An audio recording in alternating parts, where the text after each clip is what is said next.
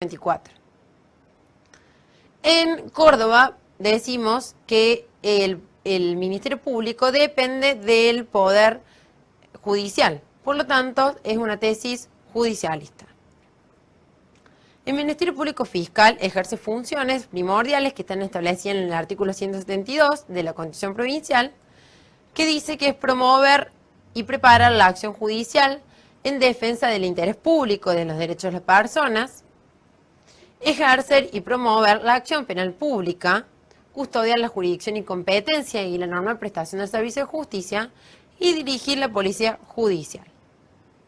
¿Cómo está integrado? Tenemos un fiscal general, 2 fiscales adjuntos, los fiscales de cámara y los fiscales que intervienen en los juzgados de primera instancia. Actúa bajo los principios de legalidad, imparcialidad, unidad de actuación y dependencia jerárquica o subordinación. En el proceso civil interviene en cuestiones de competencia, en los juicios sucesorios, regula o vigila lo que sea la regularidad del trámite. El Ministerio Público está dividido en lo que es el Ministerio Público Fiscal y el Ministerio Público Pupilar. El Ministerio Público Pupilar está regido por la Ley de Asistencia Jurídica Gratuita, Ley 7982. La función primordial que tiene el Ministerio Público Fiscal es velar por la defensa de los intereses de los pobres, de los menores, de los ausentes. De los pobres, de aquellas personas que no cuentan con recursos económicos para acceder a la justicia, para el pago de los honorarios de un profesional. De los menores, ejerce lo que es llamado la representación promiscua y de la representación de los incapaces junto al padre, tutor y curador bajo pena de nulidad, y de los ausentes en caso de personas inciertas que intervengan en un procedimiento o personas con domicilio desconocido. En este caso interviene el Ministerio Público Pupilar por intermedio de un asesor letrado, cuya función primordial es encontrar a la parte para que comparezca y se defienda por sí mismo. Llegamos a lo que son las filminas finales de lo que es este bloque 3, organización judicial. Podemos decir que el Poder Judicial, la estructura funcional, tenemos que, primero, al Tribunal Superior de Justicia, y dentro de él tenemos una doble área, un área jurisdiccional y un área administrativa. Y después tenemos a Fiscalía General, dentro de este al Ministerio Público. Como dijimos antes, el Ministerio Público, dentro de lo que es la provincia de Córdoba, decimos que es un órgano intrapoder que depende del Poder Judicial. Dentro de lo que es el área jurisdiccional, la primera parte de lo que es dentro del área del Tribunal Superior de Justicia, tenemos los distintos fueros y los distintos tribunales. Como hablábamos antes, tenemos tribunales de primera instancia, tenemos las cámaras y tenemos el Tribunal Superior de Justicia en sus distintas salas y relatorias. Esta filmina la van a poder también estudiar por medio de las guías de teoría general del proceso en donde están incorporadas y hacer un estudio más detallado del contenido de las mismas.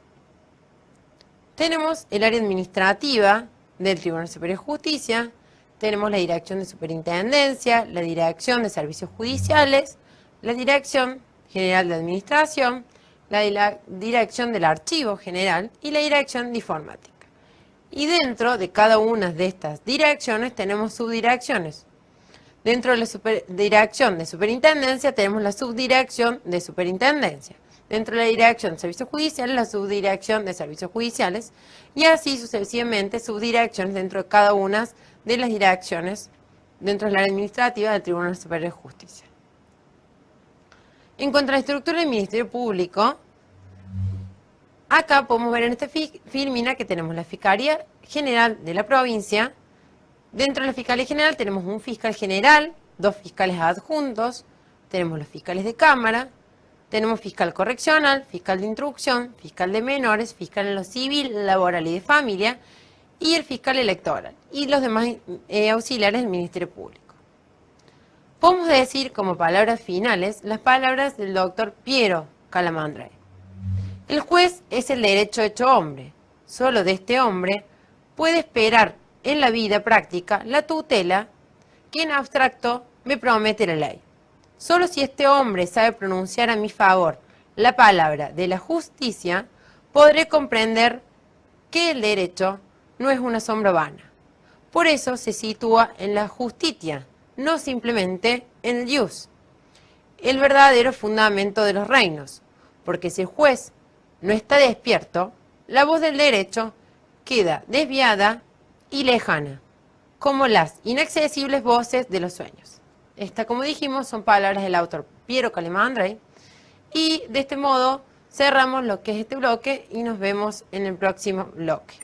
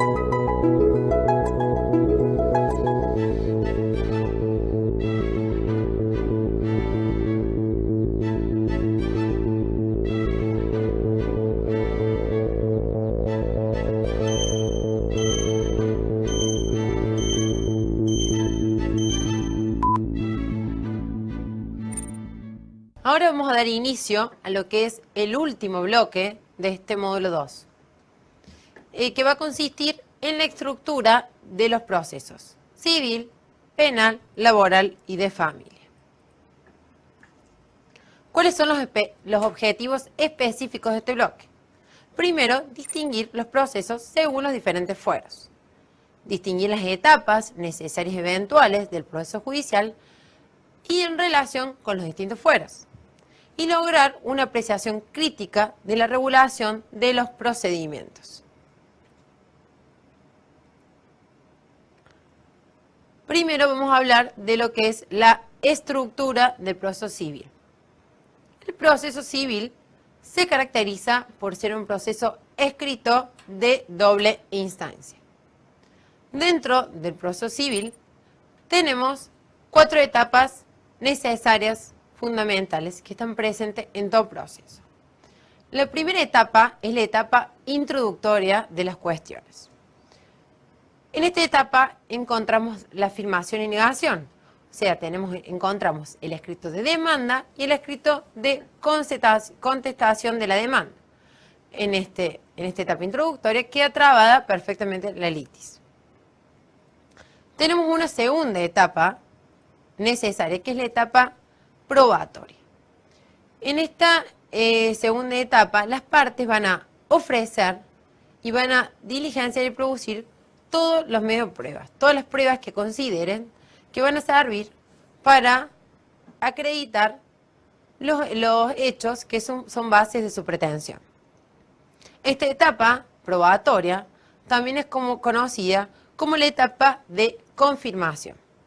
Tenemos una tercera etapa, que es la etapa discusoria, que es una etapa fundamental porque las partes en esta etapa discusoria, o también llamada etapa de evaluación, van a valorar la prueba. Es la oportunidad procesal en la que cuentan las partes para valorar todos los elementos pruebas introducidos en la etapa probatoria anterior.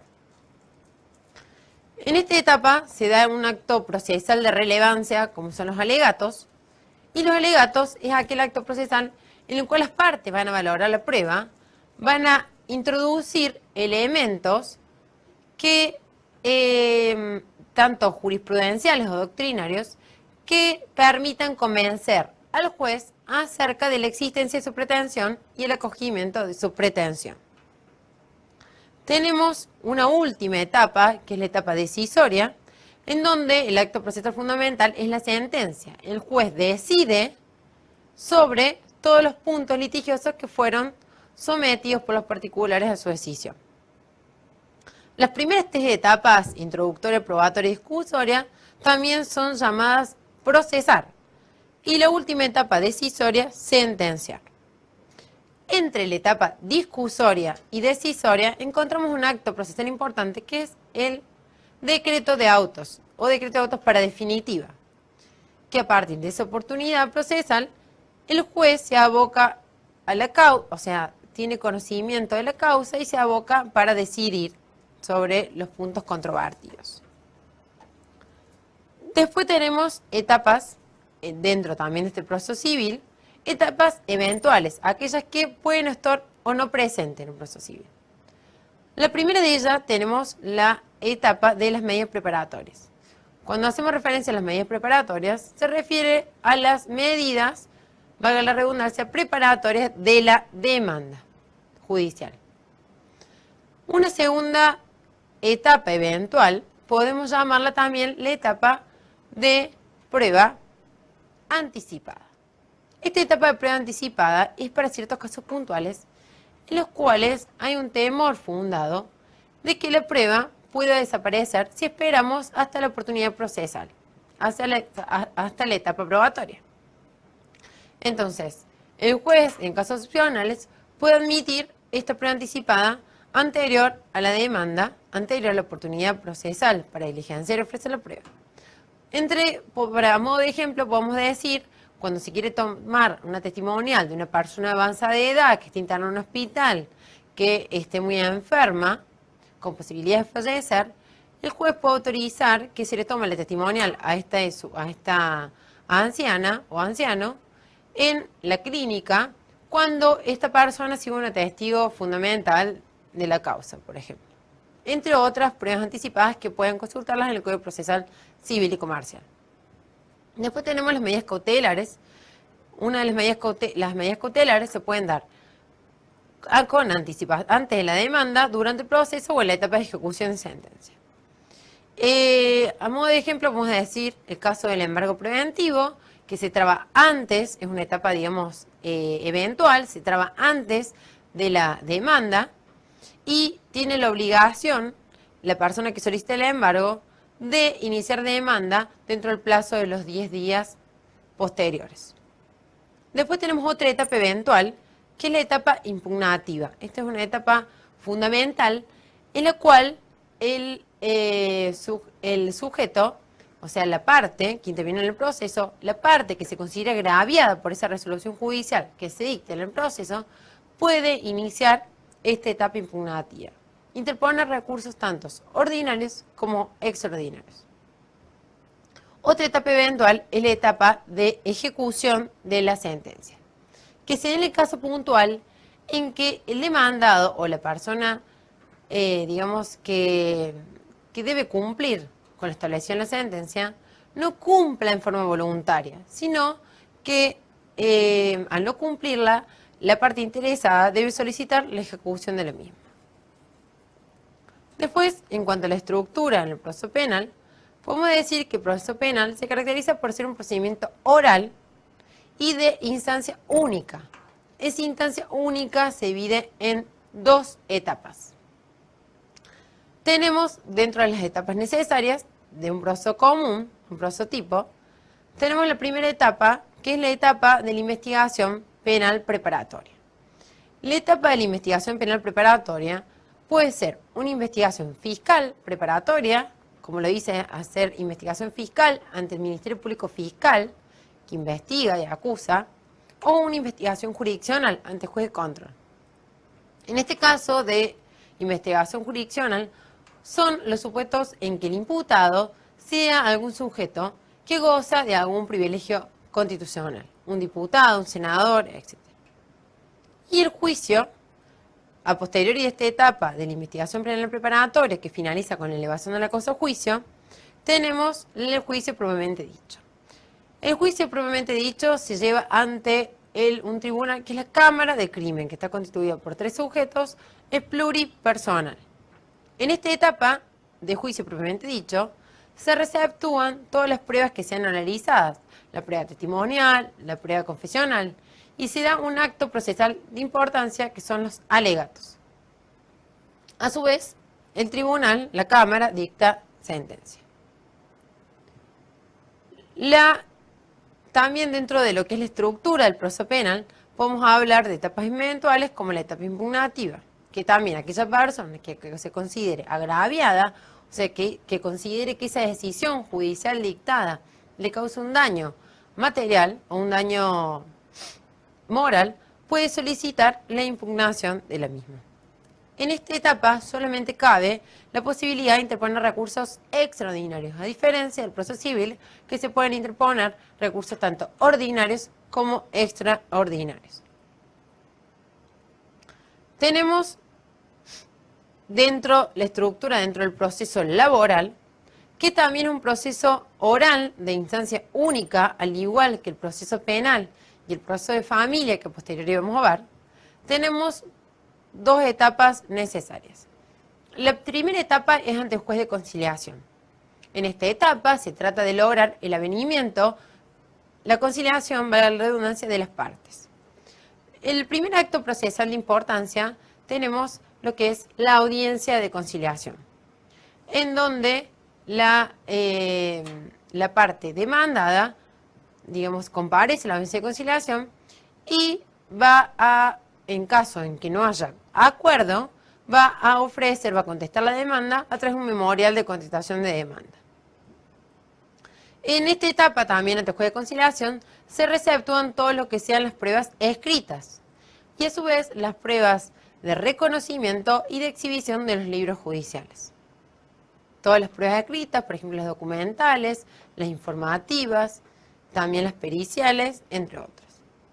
Una vez finalizada, diligenciada toda la prueba escrita ante el juez de conciliación y tomadas tanto la audiencia de conciliación como la audiencia de prueba, donde se receptúan las audiencias, digamos, de reconocimiento y las audiencias de exhibición de libros, hay un decreto que es el decreto de elevación de la causa a juicio.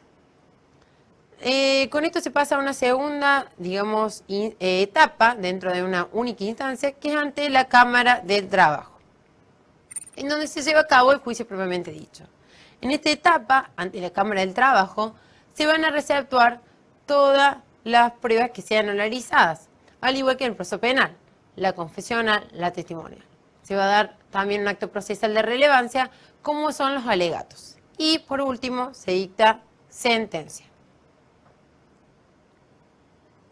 También tenemos dentro de la estructura del proceso laboral etapas eventuales, etapas de ejecución de sentencia y la etapa impugnativa. Luego tenemos la estructura del proceso de familia. Dentro de la estructura del proceso de familia, que al igual que el proceso penal y el proceso laboral, es un proceso que es oral, es oralizado, y es también de instancia única. ¿Cuáles son las etapas necesarias, las que indefectiblemente tienen que estar? Tenemos una etapa prejurisdiccional obligatoria para determinados supuestos, que una vez en determinados supuestos en donde esta etapa prejurisdiccional sea obligatoria, se va a necesitar, para poder acudir ante el juez de familia, un certificado de cumplimiento de la etapa prejurisdiccional obligatoria. Junto con el certificado, se inicia la segunda etapa ante el juez de familia. El juez de familia va a tratar de lograr también el avenimiento de las partes que integran el proceso de familia. Esta etapa de avenimiento de las partes, también ante el juez de familia, se receptúan lo que son las pruebas escritas. Luego, finalizada esta etapa ante el juez de familia, no logrado en el avenimiento de las partes, se pasa a otra etapa, que es el juicio propiamente dicho, ante la Cámara de Familia.